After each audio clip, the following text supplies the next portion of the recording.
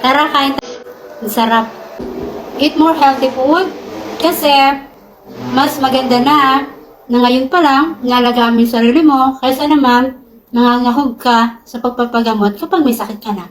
Tara, mag-dinner tayo. So, salamat sa amo ko, anak ni Lola, na nagbigay ng baked salmon na ito. Gawa tayo ng kasa. Iwain lang natin ng bite size.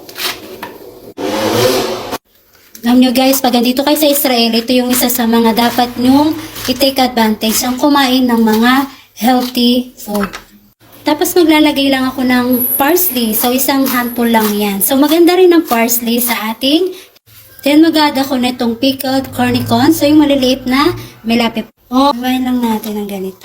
Para sa dressing, maglagay ako ng mustard. Bigyan natin ng lemon. Lagyan natin ng half teaspoon ng salt. And last but not the least, itong olive oil. Takpan lang natin at i-shake. Ito yung mas magandang panghalo. Shake lang. At ibuhos na natin sa ating salad. Then, haluin lang natin. Pwede kayo maglagay ng honey. Tikman muna natin. Perfect na to. So, ito na yung ating dinner na more on green leafy vegetable. Time check, 6:30. Kailangan before 7. Tapos na yung pagkain ko. Tara, kain tayo for today and have a good night.